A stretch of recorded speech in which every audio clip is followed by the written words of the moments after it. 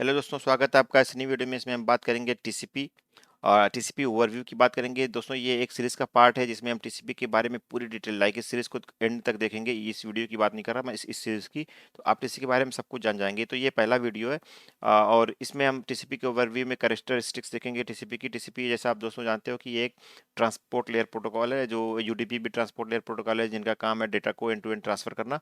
तो हम इसमें टीसीपी टीसीपी के बारे में बात करेंगे। तो दोस्तों, इसकी पहली like let me just clear this.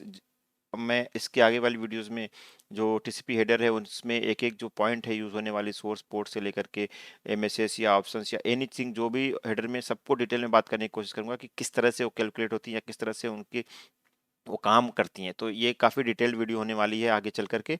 लेकिन सबसे पहले हम जानते हैं कि उसके जो कैरेक्टरिस्टिक्स हैं टीसीपी की, उसको जान लेते हैं ताकि आगे वाली चीज़ों को समझने में आसानी हो कि आखिर उनका इस्तेमाल क्यों होता है। तो सबसे पहले देखते हैं, जो इसमें पहला पॉइंट हमने लिखा है कनेक्शन ओरिएंटेड। जैसा दोस्तों टीसीपी जो है दो डिवाइसेस के बीच में डेटा ट्रांसफ़र का काम करती है। तो डेटा ट्रांसफ़र से पहले ये एक कनेक्शन ओरिएंट करती है। जैसे यहाँ पे आप देख सकते हो डिवाइस या डिवाइस भी, इनमें से कोई भी सेंडर और रिसीवर हो सकता है। आई मीन कि ये सेंडर हो सकता है और ये रिसीवर हो सकता है या वाइस वर्सा। तो ये दोनों जब डेटा कम्युनिकेट करेंगे तो उससे पहले ही एक कनेक्शन ओरिएंट कर लेंगे, जिसमें कुछ पैरामीटर्स ये लोग आपस में डिस्कस कर लेते हैं, MSS and other other things, जिसका हम आगे चल के डिस्कस करेंगे। तो सबसे पहले ये एक कनेक्शन ओरिएंट कर लेंगे कि जो डिवाइस को मैं डेटा सेंड कर रहा हूँ वो रेडी है लेने के लिए या राइट डिवाइस है। तो जब दोनों पार्टीज एग्री हो जाएंगे उसके बाद ही डेटा कम्युनिकेशन स्टार्ट होता है। तो ये कनेक्शन ओरिएंटेड का मतलब वो होता है। उसके बाद दोस्तों बाई डायरेक्शनल, फुल डुप्लेक्स से आप समझ गए होंगे कि बाई डायरेक्शनल मतलब कि जब एक ये कनेक्शन ओरिएंट हो जाता है, कनेक्शन स्टार्ट हो जाता है, तो दोनों डिवाइस डेटा एक साथ सेंड कर सकती हैं। आई मीन कि at the same moment when device A is sending data to device B, उसी टाइम पे डिवाइस बी वापस डेटा ए को भी सेंड कर सकती है। तो एक साथ ही दोनों कम्युनिकेशन हो सकती है। ये कुछ डेटा सेंड कर सकती है, ये जो चाहे जो इसको जो सेंड करना हो कर सकती है उसी सेम कनेक्शन में। तो इसमें कोई इस चीज़ की दिक्कत नहीं है। आगे चलते हैं दोस्तों, देखते हैं बाय रिलायबल। रिलायबल दोस्तों जैसा आप वर्ड से लगता है कि ये टीसीपी जो एक रिलायबल प्रोटोकॉल है, मतलब इसमें जो डेटा ट्रांसफर होता है अ, उसकी रिलायबिलिटी लेती है टीसीपी। आई मीन कि अगर इसका गारंटी तो नहीं लेती डेटा डिलीवर करने की, बट रिलायबल है कि डेटा पहुंचा है या नहीं पहुंचा वो कंफर्म करती है। तो उसको उसको यूज करती, उसके लिए एक होता है एक, जिसको एक्नॉलेजमेंट होता है एक। तो एक के थ्रू ये रिलायबिलिटी आती है कि जो डेटा सेंड हुआ है लाइक एक डिवाइस से दूसरी डिवाइस की तरफ, वो रिसीव हुआ है कि नहीं। तो जितना भी सेगमेंट जाता है, जो डेटा यूनिट होता है, एक चीज़ मैं मेंशन करता हूँ, जो टीसीपी या ट्रांसपोर्ट लेयर पे जो डेटा यूनिट का नाम होता है उसको हम सेगमेंट बोलते हैं। तो जो टीसीपी का लाइक सेगमेंट होगा, वो रिसीव हुआ है कि नहीं सेंडर रिसीवर के द्वारा, वो हर सेगमेंट का एक एक्नॉलेजमेंट रिसीव होता है। आगे चल के जब हम हेडर की बात करेंगे तो एक्नॉलेजमेंट में काफ़ी चीज़ें होती हैं या किस तरह से काम करता है उसकी भी बात करेंगे। तो रिलायबिलिटी आती है कि डेटा रिसीव हुआ है कि नहीं, वो ये कंफर्म होता है, हर सेगमेंट का एक्नॉलेजमेंट आता है। आगे चल के स्ट्रीम ओरिएंटेड दोस्तों, जैसे कि डेटा एक लिमिट के अंदर सेंड हो सकता है। ऐसा नहीं कि कुछ भी डेटा आप सेंड कर रहे हो और सामने वाला कुछ भी डेटा रिसीव कर रहा है या फिर आपका सिस्टम कुछ भी डेटा प्रोसेस कर रहा है। बट टीसीपी के अंदर क्या होता है कि टीसीपी कुछ भी डेटा रिसीव कर सकती है, like any number of data from its upper layer. Like application layer से कुछ भी डेटा लाइक बिट्स में रिसीव कर सकती है, अपनी कैपेसिटी या कैपेसिटी से ज़्यादा या कुछ भी। तो इसमें कोई लिमिटेशन नहीं है कि आप लाइक एप्लीकेशन लेयर इतना ही डेटा सेंड कर सकती है। जो भी एप्लीकेशन लेयर डेटा सेंड करेगी ट्रांसपोर्ट लेयर को, ये उसका सेगमेंटेशन करते हुए सेगमेंट बनाती जाएगी और आगे सेंड करती जाएगी। कोई लिमिट नहीं लगाएगी कि मुझे बस इतना ही डेटा सेंड करो, अभी के लिए रुक जाओ या इस तरह की चीज़ें, कुछ नहीं। जितना भी डेटा मिलेगा बिट्स में, इसको बाइट्स में, सेगमेंट के अंदर बाइट्स में सेट करके और वो आगे ट्रांसफर करेगी। आगे वाले आने वाली वीडियो में हम पढ़ेंगे इसके बारे में भी डिटेल से कि सेगमेंटेशन क्या होता है और क्यों होता है या इससे क्या फ़ायदे होते हैं। सारी चीज़ें डिटेल में पढ़ेंगे। उसके बाद जो दोस्तों ऑप्शन आता है पिगी बैकिंग का।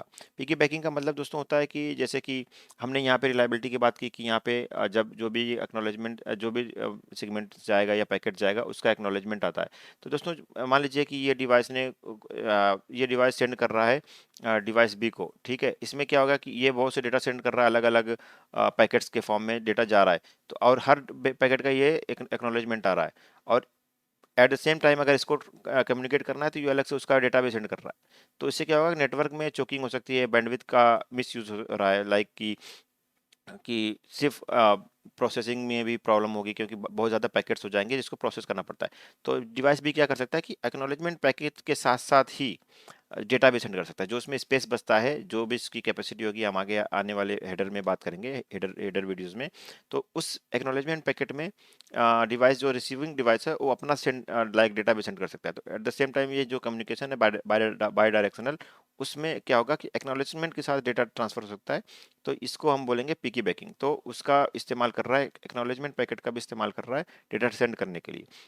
इसके बाद एरर कंट्रोल दोस्तों, लाइक हमने लाइक यहाँ से सेगमेंट यहाँ पे सेंड कर दिया, बट हो सकता है कि उस सेगमेंट में कुछ चेंजेस हो, कोई मैन इन द मिडल ने उसको चेंज किया हो, या रिसीव नहीं हुआ हो, या लाइक कुछ भी उसके साथ प्रॉब्लम हो सकती है डेटा के साथ। तो अगर डेटा जैसा सेंड हुआ था वैसा नहीं रिसीव हुआ, तो उसको डिटेक्ट करती है टीसीपी, वो एरर कंट्रोल में आता है। तो हेडर में इसकी डिटेल बात करेंगे कि उस कैसे उस चीज़ को अचीव किया जाता है। तो एरर कंट्रोल का मतलब है कि जो सी चीज़ सेंड हुई थी रिसीव हो चुकी है या नहीं, या सेम चीज़ रिसीव हुई है या नहीं, तो उस एरर कंट्रोल में उस चीज़ को देखते हैं। उसके बाद दोस्तों आता है फ्लो कंट्रोल। फ्लो कंट्रोल जैसे नाम बता रहा है कि मान लीजिए ये डिवाइस है, हम समझते हैं कि चलो ये एट एट अ टाइम ये 15 MB जो है प्रोसेस कर सकता है डेटा, डिवाइस ए। और जो डिवाइस बी है वो एट अ टाइम जो है ओनली 8 MB कर सकता है। ठीक है। अब ये सेंडिंग डिवाइस अगर है, हमारा जो ए है सेंडर है और ये रिसीवर है, तो इसका मतलब ये नहीं कि सेंडर कुछ भी डेटा इसको सेंड कर दे। लाइक अगर इसकी कैपेसिटी 15 है, तो ये पर सेकंड हो सकता है कि 15 MB पर सेकंड सेंड करता रहे यहाँ पे। तो ये प्रोसेस नहीं कर पाएगा, तो ये सिस्टम चोक कर जाएगा इसका, कि इसका जो प्रोसेसर है वो आउट ऑफ कैपेसिटी हो जाएगा। उसकी मेमोरीज काम लाइक ओवरफ्लो हो जाएगा। तो इसमें जो फ्लो कंट्रोल है, इसमें आपस में दोनों डिवाइसेस जो पार्टीज होती हैं वो ये चीज़ पहले ही तय कर लेती हैं कि कितना डेटा मैं सेंड कर सकता हूँ और कितना डेटा यहाँ पे रिसीव हो सकता है। तो हमेशा जो लोवेस्ट नंबर होता है उसी पे एग्री करते हैं। तो इसमें इस तरह से फ्लो कंट्रोल होता है कि ज़्यादा डेटा ना जाए, जो रिसीवर ओवरवेल में ना हो जाए कि ज़्यादा डेटा आ गया, उस डेटा ओवरफ्लो ना हो। तो इस ये फ्लो कंट्रोल होता है। उसके बाद दोस्तों कंजेशन कंट्रोल। कंजेशन कंट्रोल का मतलब दोस्तों कि सेम चीज़ जो हम डिवाइस के साथ करते हैं, लाइक एक सेंडर डिवाइस की कैपेसिटी और रिसीवर डिवाइस की कैपेसिटी हम आपस में डिस्कस करते हैं। जो कंजेशन कंट्रोल में होता है वो जो नेटवर्क पाथ होता है, ये जो इससे नेटवर्क पाथ हो गया, यहाँ पे हमारा राउटर हो गया एक, बीच में स्विचेस हो सकती हैं, बहुत सारे राउटर हो सकते हैं इंटरनेट पे, ओवर द इंटरनेट। मैंने सिर्फ एक राउटर लगाया दिखाने के लिए। तो इसमें कंजेशन कंट्रोल में क्या होगा कि जो नेटवर्क पाथ में डिवाइसेस हैं, या हमारा पाथ में जो नेटवर्क नेटवर्क है उसकी कैपेसिटी क्या है। ऐसा ना हो कि हम जो पर सेकंड 15 MBPS जनरेट करके सेंड कर रहे हैं आगे, और ये मान लीजिए जैसे कि अगर ये ज़्यादा रिसीव कर सकता है, तो हम यहाँ से अगर ज़्यादा भेज रहे हैं जो भी, लेकिन नेटवर्क कैपेसिटी उसको प्रोसेस करने की नहीं है। लाइक नेटवर्क मान लीजिए हमारा 5 MBPS का है, ठीक है, और यहाँ पे डेटा ज़्यादा सेंड हो रहा है, तो उस केस में क्या होगा कि नेटवर्क चोक हो जाएगा। तो इस चीज़ का भी कंट्रोल करती है टीसीपी कि नेटवर्क में भी चोकिंग ना हो, या नेटवर्क भी ओवरफ्लो ना करे, या नेटवर्क भी बैंडविड्थ चोक ना हो। तो इस चीज़ का कंजेशन कंट्रोल, ये सारी चीज़ें ऐसे ही यूज़ नहीं होती। इसके आगे हम डिटेल में बात करेंगे कि आखिर किस तरीके से ये चीज़ें अचीव होती हैं और इसका प्रोसेस क्या है। तो एक-एक चीज़ डिटेल में पढ़ेंगे। इसमें काफ़ी वीडियोज़ आएँगी इस सेशन में। आपसे रिक्वेस्ट है कि आप इस वीडियो को लाइक, चैनल को सब्सक्राइब कर लें और आगे आने वाली वीडियो का इंतज़ार करें। अगर आपने ये लेट देख रहे हैं, तब तक वीडियो आ भी गई होगी, लेकिन अगर आपने अपलोड के कुछ दिन के अंदर ही देखे तो शायद वीडियो ना भी आई हो। तो अगली वीडियोस हमारी टीसीपी हेडर के ऊपर होगी, उसमें हेडर में हम एक-एक चीज़ डिटेल से में बात करेंगे। और अगर आपका कुछ सजेशन हो, आपको कुछ पॉइंट जो आपको लगता है कि मैंने मिस कर दिया या आने वाली वीडियो में मिस कर दिया, तो वो चीज़ आप कमेंट में लिखिए। मैं पूरी कोशिश करूँगा कि उस पे वीडियो बना के उसको समझाने की, पहले समझने की और उसके बाद समझाने की पूरी कोशिश करूँगा। दोस्तों आपका बहुत शुक्रिया, आप इस चैनल को सब्सक्राइब कर रहे हैं, आगे शेयर कर रहे हैं। बहुत शुक्रिया आपका।